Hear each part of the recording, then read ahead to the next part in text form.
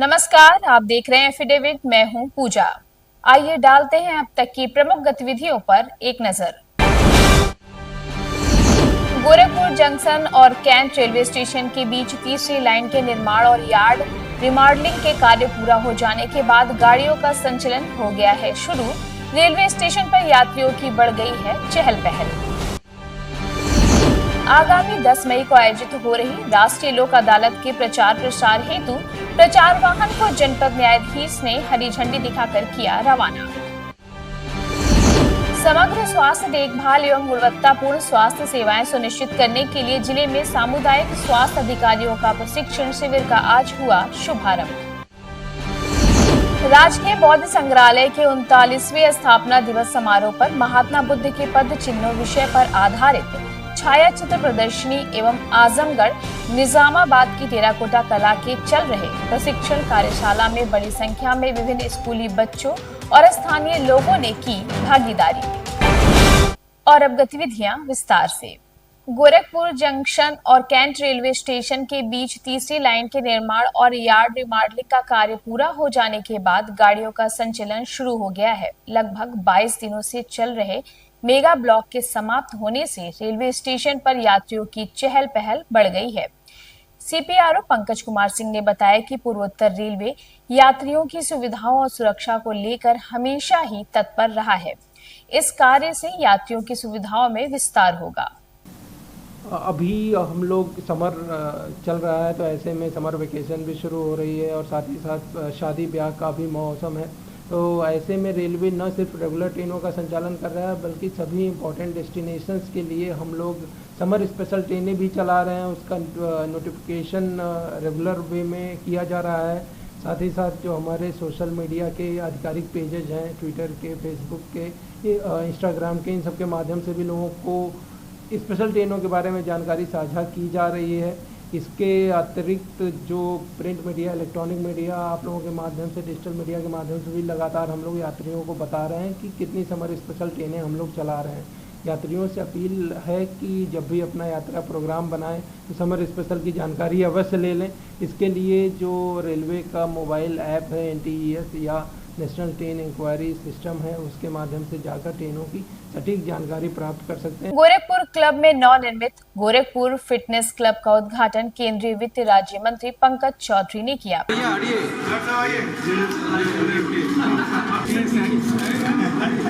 उद्घाटन अवसर पर बातचीत करते हुए उन्होंने बताया कि स्वस्थ शरीर से बीमारियों से लड़ने की क्षमता बढ़ती है और स्वस्थ शरीर से ही स्वस्थ मस्तिष्क का विकास होता है। मुझे बड़ी प्रसन्नता है कि आज गोरखपुर क्लब, जो मेरा एक बहुत प्रतिष्ठित गोरखपुर का क्लब है और गोरखपुर की शान है, और वहाँ पर एक कहने की नया वर्जन, जिम तो पहले भी था, कि नए वर्जन का लोकार्पण करने का मुझे अवसर मिला। उसके लिए मैं सभी क्लब के, हमारे सेक्रेटरी साहब, हमारे डॉक्टर साहब, पूर्व सेक्रेटरी साहब, सभी लोगों को मैं बहुत बहुत बधाई देता हूँ।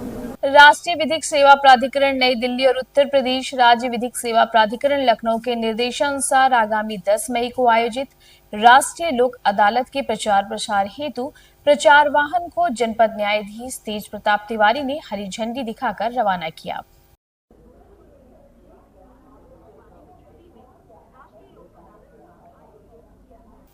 एफिडेविट संवाददाता से बातचीत करते हुए जनपद न्यायाधीश ने कहा कि अधिक से अधिक वादों का निस्तारण किए जाने के उद्देश्य से राष्ट्रीय लोक अदालत का आयोजन किया जाता है। राष्ट्रीय लोक अदालत हर बार की तरह इस बार भी आने वाले शनिवार को आयोजित है, जिसमें गोरखपुर के सभी जनता से मैं अपील करूंगा कि उनके जो भी छोटे छोटे मामले जिस विभाग में हो, बैंक में हो और श्रम, बिजली, नगर निगम, न्यायालय, जहाँ भी ऐसे मामले हों, वहाँ एक प्रार्थना पत्र दे करके उसको निस्तारित कराएं।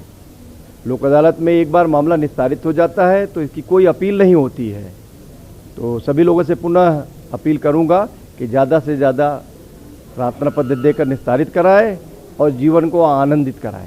समुदाय में समग्र स्वास्थ्य देखभाल एवं गुणवत्तापूर्ण स्वास्थ्य सेवाएं सुनिश्चित करने के लिए जिले भर के सामुदायिक स्वास्थ्य अधिकारियों का प्रशिक्षण शिविर एनेक्सी भवन सभागार में आयोजित किया गया। जिले में लगभग 450 से अधिक CHO को 150 का बैच बनाकर प्रशिक्षित किया जा रहा है।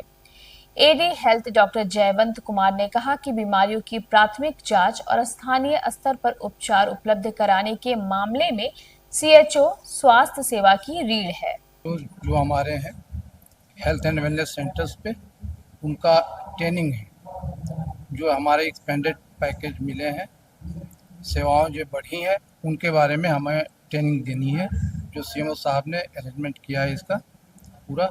और लखनऊ से भी टीम आई हुई है ट्रेनिंग के लिए, यहाँ के भी ट्रेनर्स हैं, जिससे कि ये ट्रेनिंग ले करके यहाँ से और क्षेत्र में अच्छी सुविधाएं दे सके। ये ट्रेनिंग के लिए राजकीय बौद्ध संग्रहालय के 39वें स्थापना दिवस समारोह पर महात्मा बुद्ध के पद चिन्हों विषय पर आधारित छाया चित्र प्रदर्शनी एवं आजमगढ़ निजामाबाद की टेराकोटा कला के 7 दिवसीय प्रशिक्षण कार्यशाला में बड़ी संख्या में विभिन्न स्कूली बच्चों और स्थानीय लोगों ने प्रतिभाग कर प्रदर्शनी का अवलोकन किया और टेराकोटा की विभिन्न कलाकृतियों का प्रशिक्षण भी प्राप्त किया।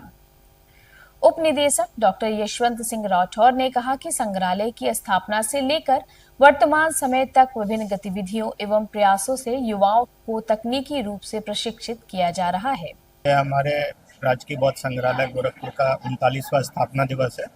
इस अवसर पर एक प्रदर्शनी हमको लखनऊ से दान स्वरूप प्राप्त हुई है, बुद्ध के पद चिन्ह शीर्षक से JP शर्मा जी द्वारा हमारे दान स्वरूप दी गई है। ये 56 फोटोग्राफ्स उत्तर प्रदेश, बिहार, मध्य प्रदेश और लुम्बिनी जो बुद्ध से जुड़े हुए स्थल हैं उनको प्रदर्शित करते हुए एक विकास यात्रा को यहाँ दिखाया गया है।